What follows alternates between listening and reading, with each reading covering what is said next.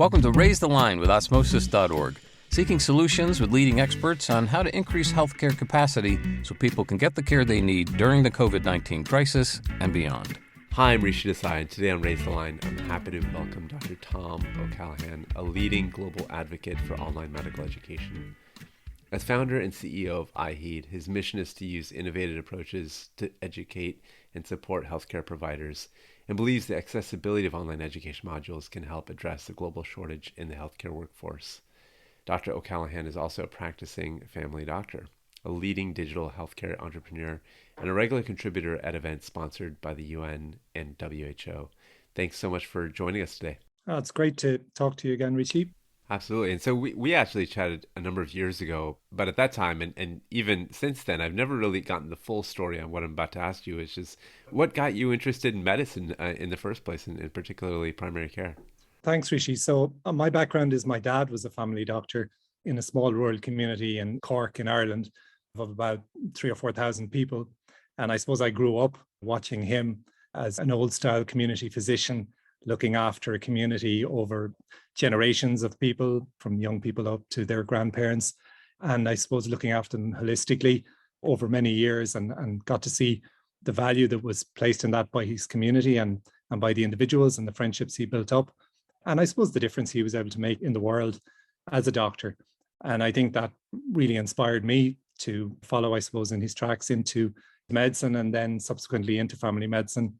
And I then joined him in practice and had the good fortune to be in practice with him for many years, and then became part of what you call in the US a wider physician group, where we came together in a much more structured primary care center with on-site diagnostics and outreach services and teaching medical students and researching and providing that multidisciplinary kind of care team that now exists quite extensively in many parts of the world.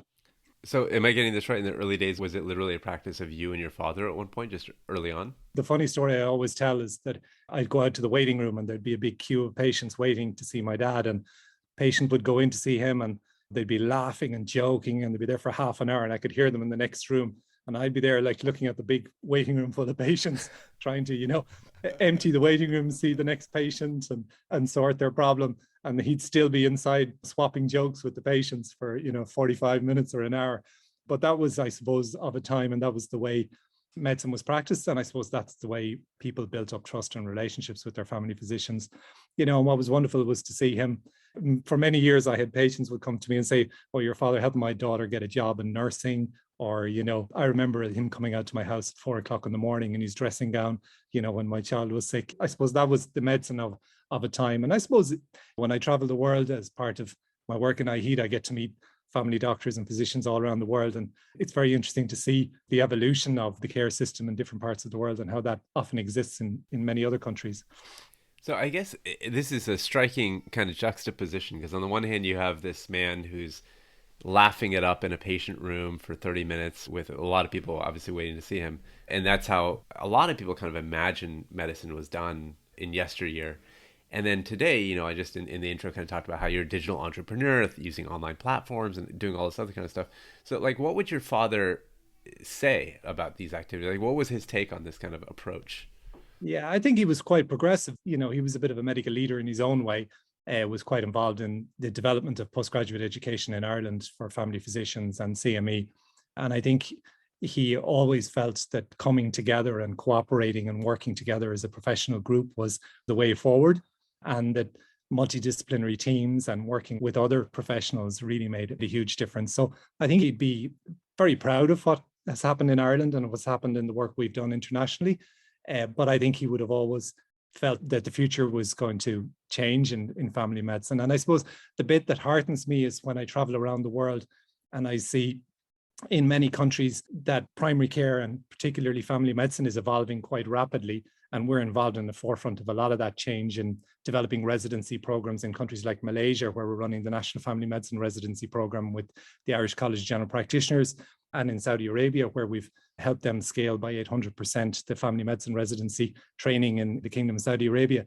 That ultimately looking after patients close to home at a lower cost by people whom they know and trust is the solution. And technology now has obviously further enabled that with all of the wearables and trackables and the telemedicine approaches, which are very exciting in terms of the opportunity they provide to both scale our care delivery, but also to reduce cost and to make it more affordable. So walk me through then your first interest. Like what first got you interested in medical education specifically? And was it meeting someone? Was it interacting with a group? Like what sparked that for you? I was always interested in, I know you of old when we met in Stanford many years ago, and you were on that journey yourself with Osmosis, but I think I probably came to it a little bit later in life. I suppose it was teaching undergraduate medical students who used to come out and do a placement in primary care and in family medicine. And it was often the placement they valued most. It was the experience where they got out into the community, got to meet people, understand the interaction between psychological, the physical, the emotional, the social things that all go to make up someone's life and how they all interact. And meeting those medical students and being involved with them inspired me to do more. And I think my passion for family medicine and primary care, I always felt that this is something that we do know that very many of the countries in which we operate, family medicine and primary care hasn't really scaled the way hospital medicine has. And the opportunity to do that in a digital way and to support countries to build that capacity, I think was a very exciting opportunity. And I suppose that's what we've spent the last 5 or 6 years doing in different ways. So that brings me to iHeed and this project that has grown in so many interesting and different ways. You mentioned Saudi Arabia and Malaysia. So for those that may not be familiar, like how do you describe what iHeed does and then how has it evolved over the years? So iHeed is an online medical education organization.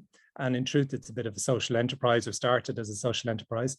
And it really is around designing and developing, delivering postgraduate education programs and residency programs for doctors, nurses, and other healthcare professionals in where we are now about 65 different countries around the world in partnership with leading medical universities. So I suppose you'd call us an online program management company is the technical term. So what we do is we design, develop, and deliver the program in partnership with the university, and the person gets, I suppose, the value of a qualification from a world-leading university at a cost that it's affordable in a way that's accessible to them without having to leave the workplace. And many of these physicians and nurses are female and often don't want to travel abroad, and the healthcare system which they're operating is under-resourced, so they can't afford to have them leaving the healthcare system. So they get to, I suppose, build their skills and their competencies. They get to interact with a global community of passionate medical educators who can share their experience and other fellow students who are going through a program. And they get to, I suppose, use that as a way of improving their ability to deliver care to their patients, also to perhaps get a promotion or change direction in their career. And we're finding more and more people now post-COVID want to go into different areas of practice in leadership and public health and medical education or research, etc., and change the trajectory of their career. And then often it's around global mobility for people, giving them an opportunity perhaps to move to another country and take up a position. And obviously having a postgraduate qualification helps them to do that. So you kind of allude to this, but I'd like to learn a bit more. Are there certain subgroups or folks that this particularly appeals to? You mentioned like many may not be able to leave for various reasons, the fact that you can do this maybe at a more flexible schedule. So what have you found in terms of creating a bit more equity in terms of who ends up in healthcare? Yeah, I suppose in truth, Richie, we're in the postgraduate space. So we're not dealing, I suppose, with undergraduate people who are entering medical school. We're dealing with people who've already been through a graduate education program, and then they're looking at where they're going next with their careers. So I suppose we're really focused on helping them on their postgraduate journey or their residency journey. And it tends to be predominantly a mixture of students, right? About a third of our students are from Europe, which more and more students are studying online closer to home, as you know. About a third of our students are in the Middle East, and about a third of our students are in Asia and the rest of the world, across about 65 countries. The breakdown of our students, I would say about 80% of our students are doctors right now, and then the rest is made up of pharmacists, nurses, and other ancillary healthcare professionals who may want to take, say, for example, a master's program in diabetes care, or professional diploma in women's health or pediatrics. So they're specialist qualifications in their area of expertise, or they're more broad kind of master's qualifications, which allow them to, I suppose, transition their career into areas like public health, medical education, research, healthcare leadership, etc. So given this experience, like what have you noticed are some ways in which this ed tech has improved medical education? Like what have you cited as kind of bullet points or highlights along the way? Yeah, so I suppose the first one would be that your online experience can be just as good and often better than your face-to-face experience. So what we find is one of the really secret ingredients is the international perspective. You and I are, I suppose, medical colleagues, and you're in the US, I'm in Ireland, sharing this experience. But if you add 50 people to the conversation, or 30 people in an online class who are spread across 65 different countries, and people can share their experience and share their knowledge of what works in their environment. And that is, I think, really the secret sauce. I think the other thing is the ability nowadays to develop skills online and to build competencies online is something that we've really focused on, and be able to track those competencies in a real-time way is really important. So we've been able to measure that and improve people's clinical skills and competencies online.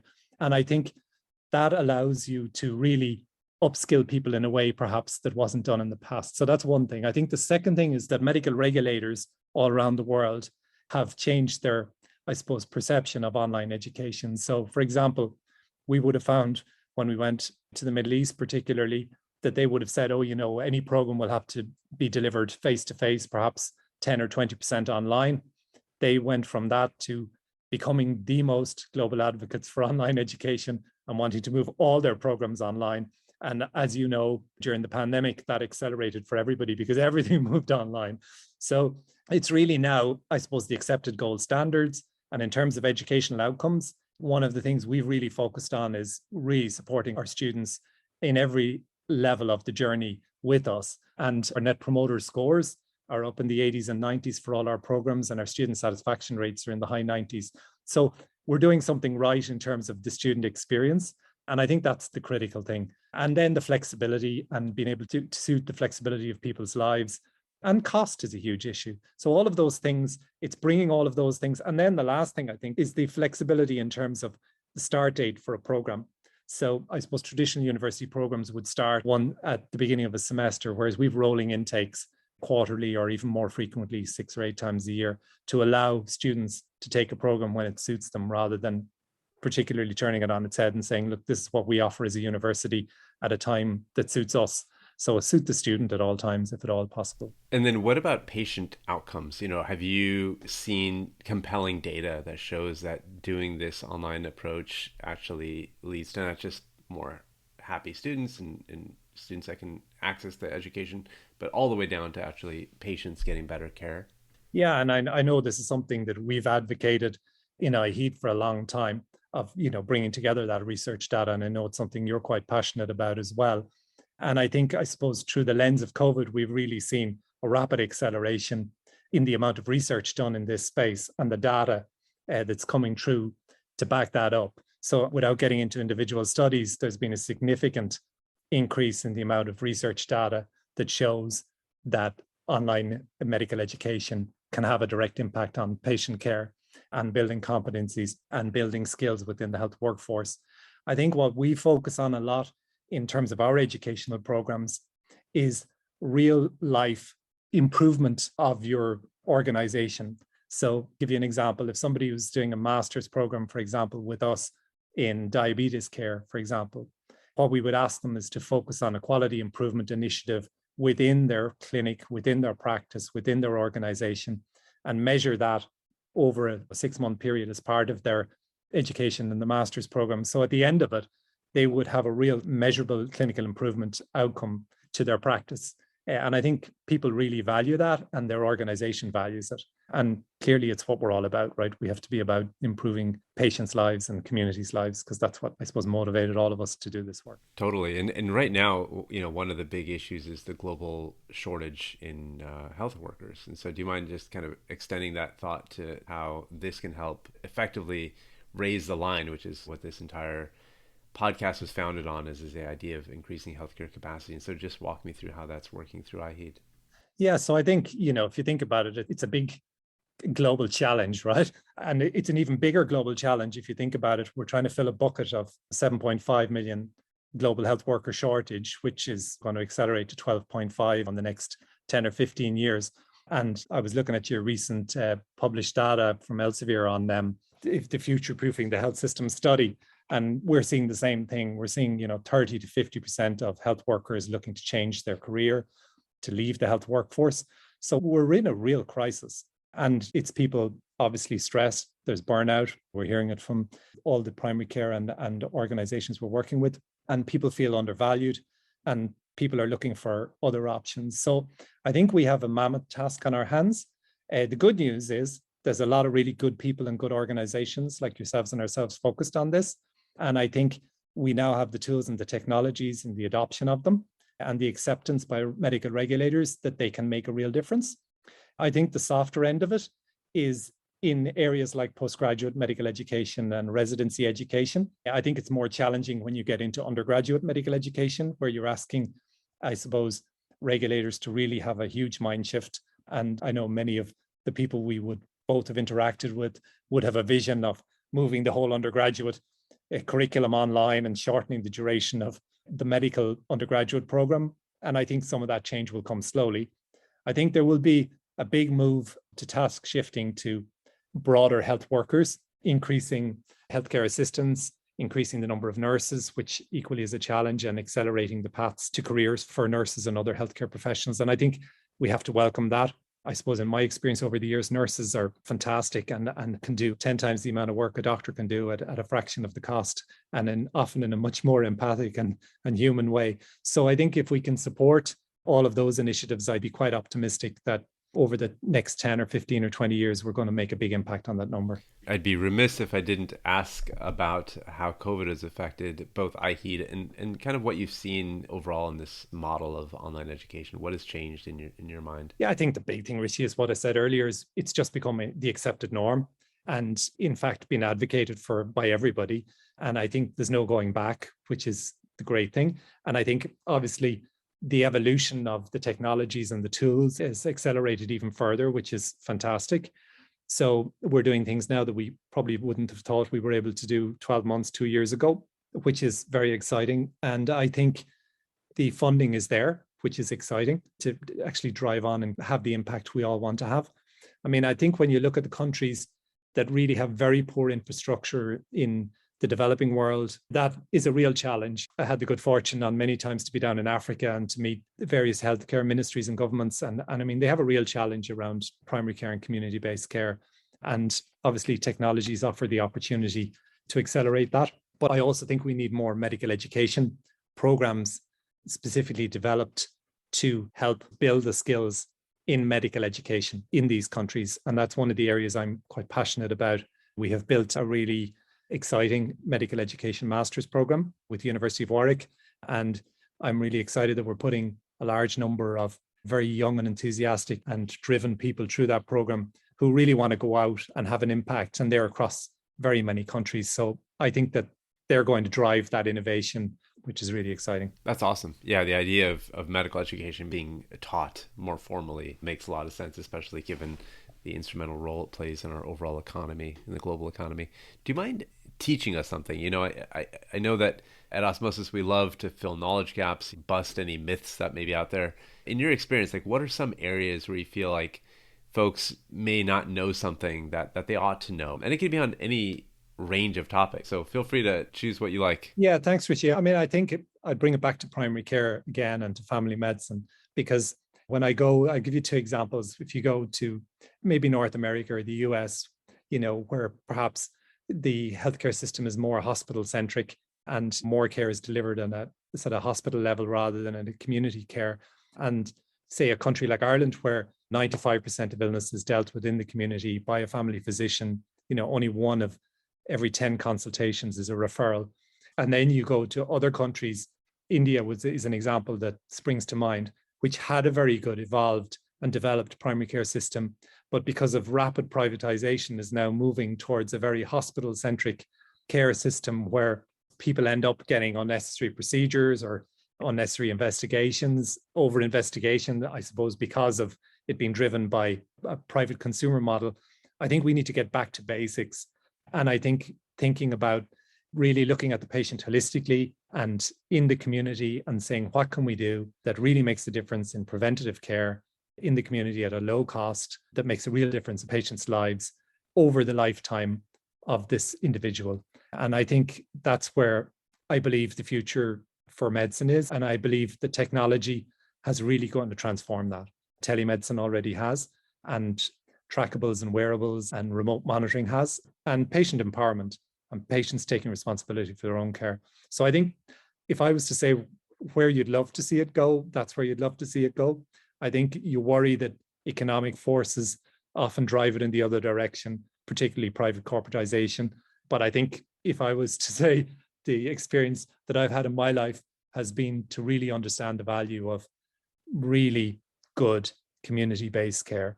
And often people ask me at a personal level, what's important for my healthcare? And I say probably the most important thing in your life is to have a good family doctor and somebody who you know and trust and you respect, and you go to them when you need good counsel. And I think if you have one of them, you're far more likely to have a better healthcare outcome to every illness you have in your life. Yeah, I couldn't agree more. And nowadays, I mean, that also spans mental health and general wellness as well, just making sure that someone's on your side. So yeah, I totally appreciate that advice. Now, I know you have a lot of mentees in your life that you advise and help out in various ways. In our audience, we have a lot of students, a lot of early career health professionals. What advice could you offer them in terms of meeting the challenges of this moment? They're coming out at a very unique time with COVID-19, and they may be looking at your career and just inquiring as to how they may be able to do something maybe analogous in some way to what you've been able to do. So what would you tell them? Yeah, so I think I'm really inspired by the young medical students, and particularly the young doctors I meet and nurses and other healthcare professionals I meet around the world. Their passion and their motivation to make a real difference in the world, I think, is really, really important and really critical right now at this, I suppose, really challenging time for the world, both with, I suppose, climate change and economically and sustainability. So what I would say to a lot of young people is really, believe in yourself and believe in what you want to do with your life, and be brave and don't be afraid to make mistakes. I think probably when my dad died, I found his old doctor's bag, and in the bottom of it, underneath all his stethoscope and all his stuff, he had a little note. And on the note, it said, when we're old enough to know that we know nothing, it's then that we know something. So, and I think it always struck with me, that he had this in his own bag, obviously for very many years. But I think if I would say to young people, don't be afraid to make mistakes. Know that ultimately it's in the making mistakes that you really get to learn and know about life, and follow your heart. And if you can make a difference in other people's lives, and if you can touch other people's lives, that will reward you more than anything else, financially or otherwise. He sounds like a very humble man, very wise man. That's a wonderful piece of advice and a great way to end. Thank you so much for being with us today. Great to talk to you, and keep up the good work. I appreciate that. I'm Rishi Desai. Thanks for checking out today's show. Remember to do your part to flatten the curve and raise the line. We're all in this together.